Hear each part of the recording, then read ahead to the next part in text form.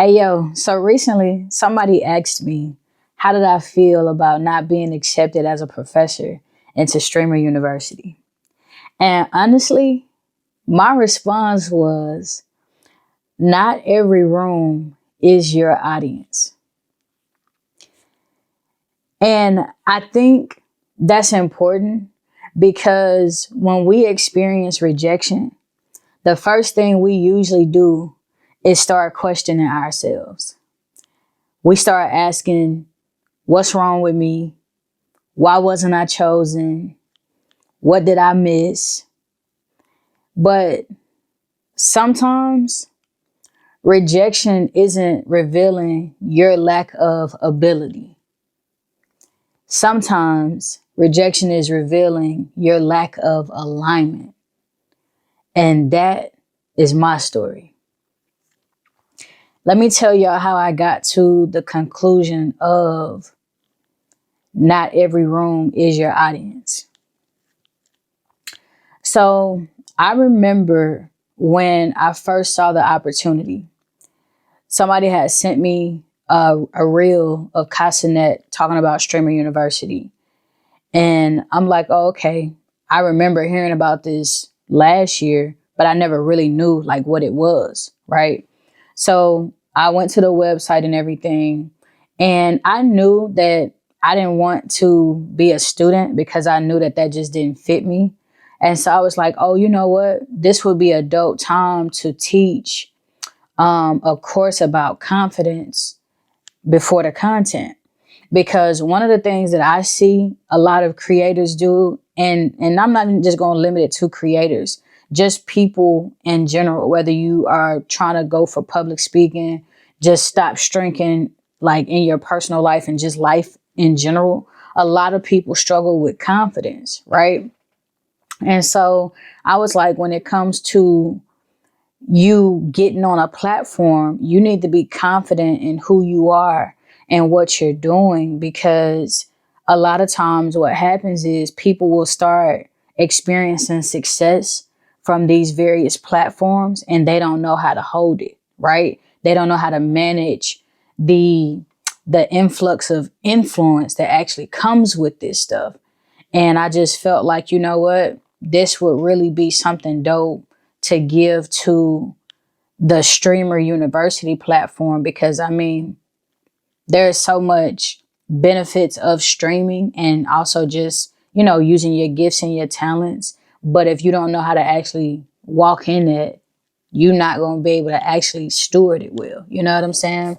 And so that was, you know, something that I felt like I could contribute as a professor. But, and so I applied, and like I sent in like my we had to do a video, you know, about what we would bring to the table and stuff like that. And so I filled out everything, did all the things and stuff. And so I started hearing about that Casanet was going to be doing like in-person auditions and stuff. And so I started thinking about, was I going to show up to that? Because I literally started seeing the crowd that it was drawing. And that was something that I really started paying attention to. I started seeing a lot of different people, a lot of different individuals, you know, that are into streaming. Some people are not into streaming. They just showing up because other people are showing up. Look, that's a topic for another day. But yeah, man, I just started seeing, you know, just all these different people just like deciding to come out for the in-person auditions. And so I started thinking to myself, since he was going to be coming to Atlanta, I was like, should I go? Should I come to the audition? And I knew, and I actually even told my friend this, I said, if I go to the audition, I'm literally just going to bring a chair and a book. And I was also going to use it for content where it's just like this, like, these are the students, you know what I'm saying? These are the people that we are getting ready to like impact, you know what I'm saying? And so as time got closer, I started seeing more and more just, I didn't feel like a lot of it was serious, you know, and this is just my personal opinion, right? I didn't feel like a lot of like the candidates and just even Castanet himself, I didn't really feel like it was like a serious situation. Like, oh, I'm genuinely and really trying to help people grow and become, if this is the life or the light that they want to walk in, I really want to show y'all how to like hone in on this and really run it up. That's not what I got from it, right? And so as I started just kind of filling it out a little more, because I didn't want to come from a judgmental place, like, oh, okay, just give it a little time. Cause I know me, like I'm a seer, you know what I mean? Like I can see things before people actually like be able to see it. And so I'm not a surface level person. So I'm able to really be able to like see a situation and be like, like my discernment is real. Like, okay, nah, this ain't really it. And so, yeah, man, he came to Atlanta and the the in-person auditions was already crazy just in the various cities that he had been to, but they were successful. And so when he came to Atlanta, they actually had to relocate where the auditions were taking place because people were already showing up and basically like vandalizing like the property and different things like that. And so I started just like taking heed to that and then really started going crazy over social media. And I was just sitting back like, and so I remember like the day just went by. I didn't feel I didn't feel Holy Spirit tugging on me like, hey, you need to make it to the audition, make it to the audition. Like my day literally just went on and I had even forgot that it was happening on the day of until I started seeing on social media that it was getting out of hand to the point where they ended up having to shut down the in-person auditions.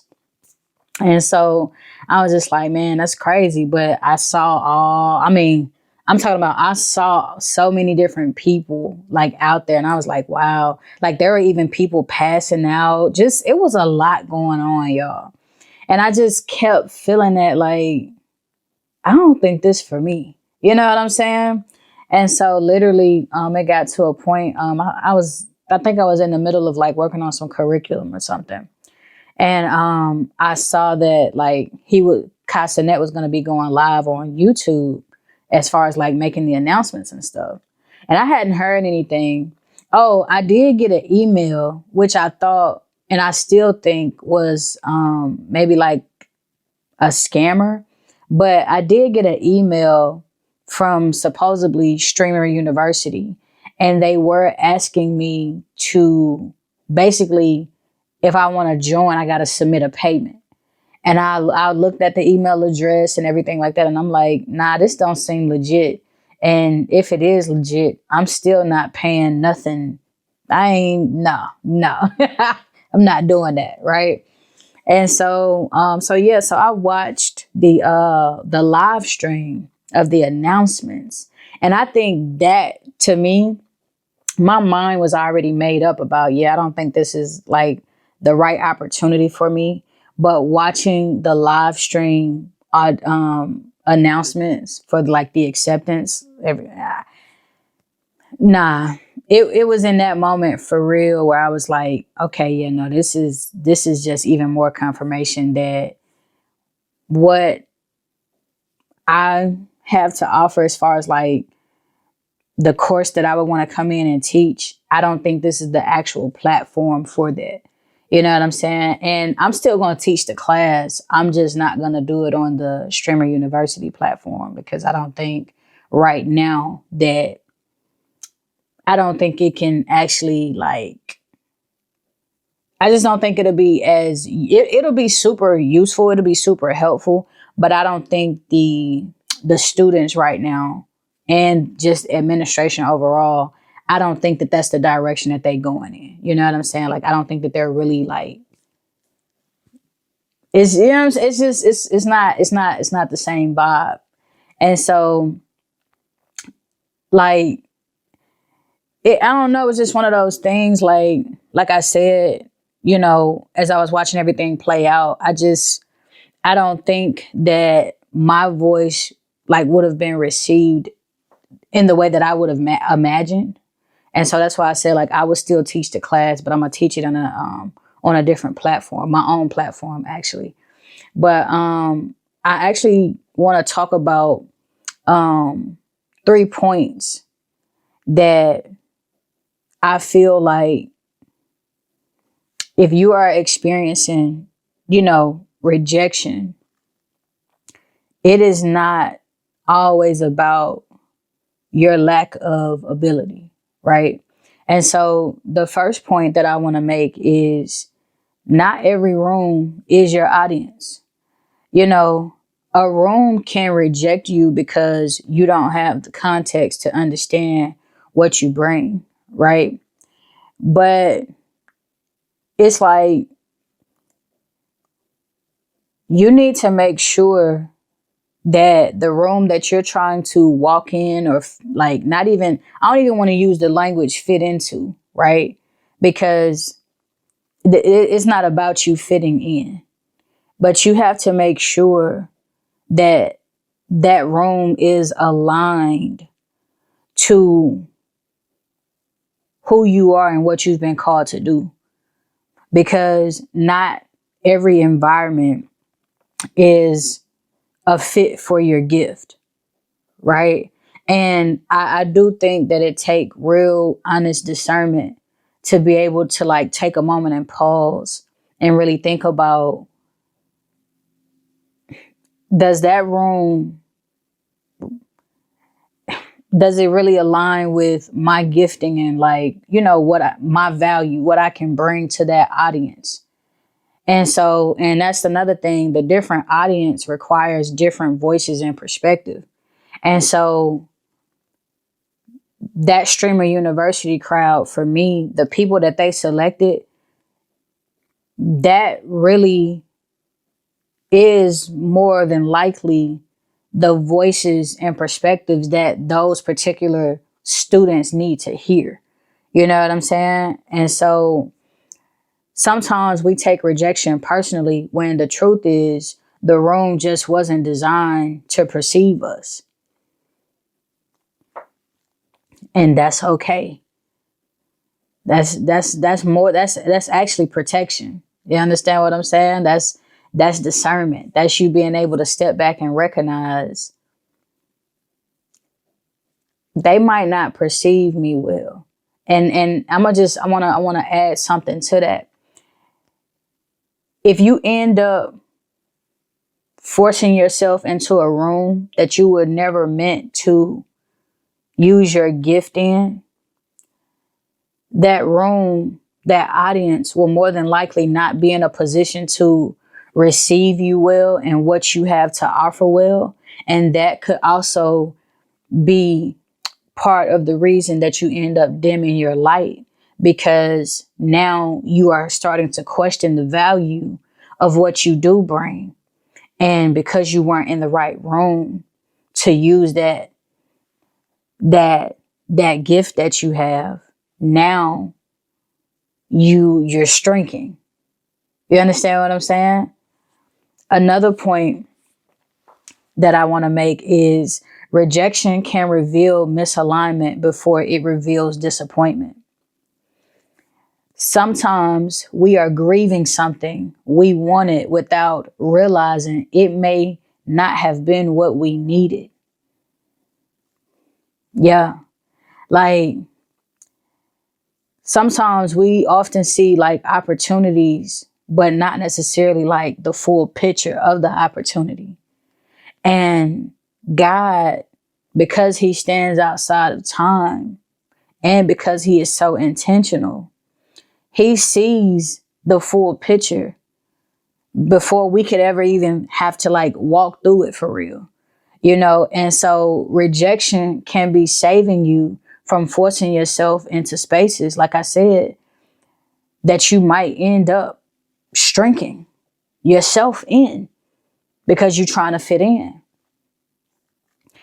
And I think, shout out to God for just going before us. And I know we don't always feel this way in the moment, but really, you never know what God is saving you from when he says no.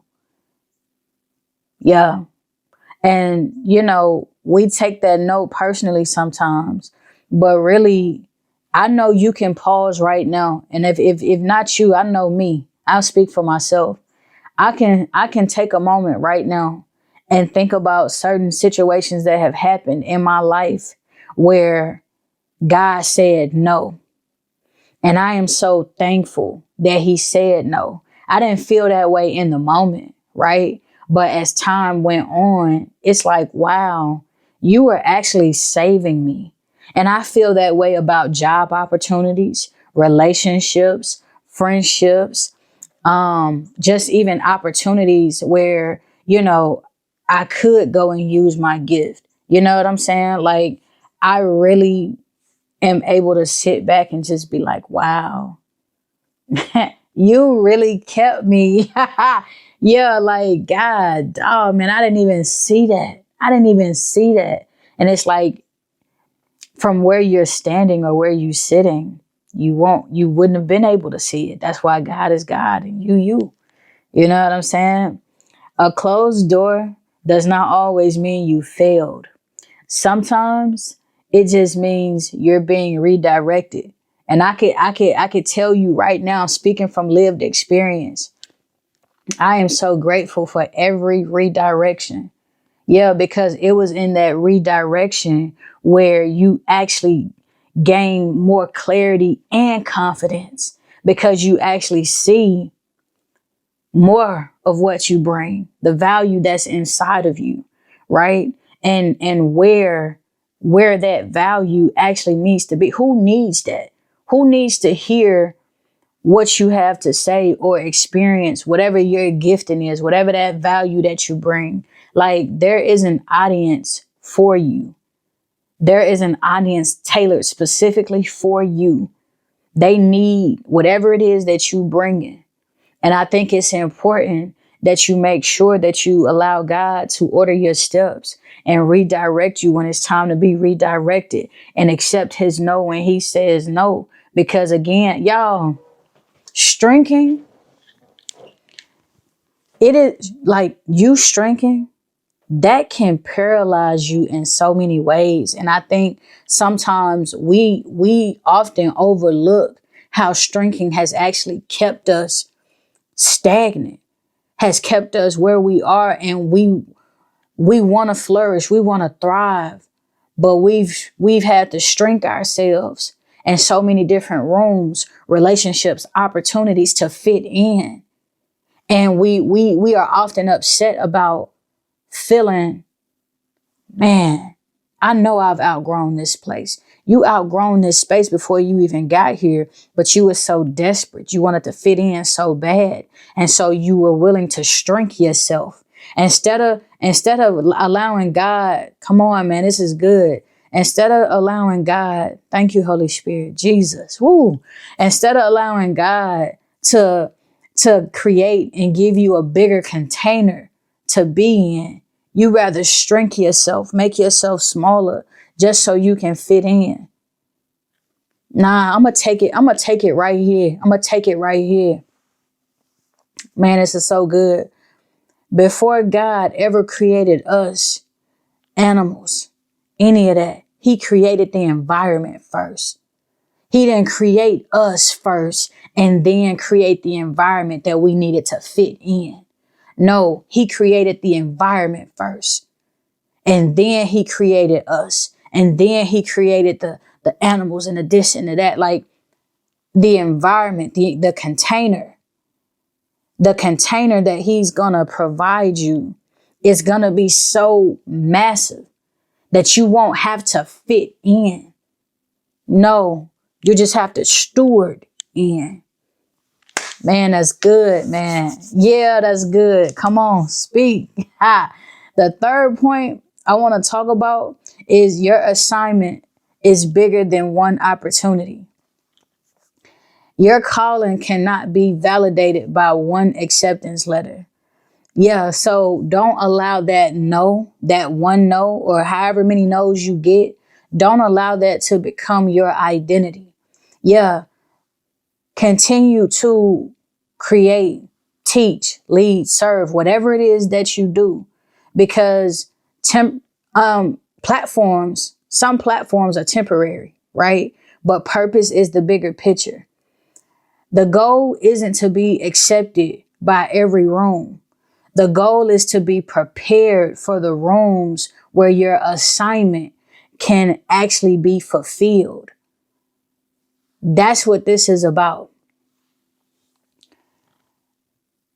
Especially in today's time, there are so many rooms, so many webinars, so many conferences, so many conversations, people with podcasts, people just, it's so many rooms today, right? And even if you just think about your own situation, how often do you leave a conversation or do you leave a room and you feel like that was a waste of time? There are some people that's showing up in rooms right now. It is a waste of time because that's not even the room that they're supposed to be in. That's not even how they're supposed to be using their gift. But because they so focused on what they want to do versus what God has called them to do, there's a misalignment happening. And if we're going to keep it 100, there are some people that's around you that won't even tell you, hey, I don't think that's for you. You know what I'm saying? Like, we don't have enough real friends. We don't have enough real people in our corner for real that'll pause and be like, yo, I know you got an assignment, but I think your assignment lives in a different room from in which you're operating in. And I think that that's okay. And I think that that's real to tell people, because imagine you having this gift and you never actually feel fulfilled by what you're doing because you're using it in the wrong way. You're using it in the wrong rooms. Listen, if you didn't get chosen, I want to encourage you to stop only asking, why didn't they pick me? I want you to ask yourself, what is God showing me through this? Because sometimes rejection is not a denial of who you are. Sometimes it's a revelation of where you belong. Not every room is your audience, and that's okay. The right rooms won't require you to become someone else to be understood. I really feel it's my time, think it's my year.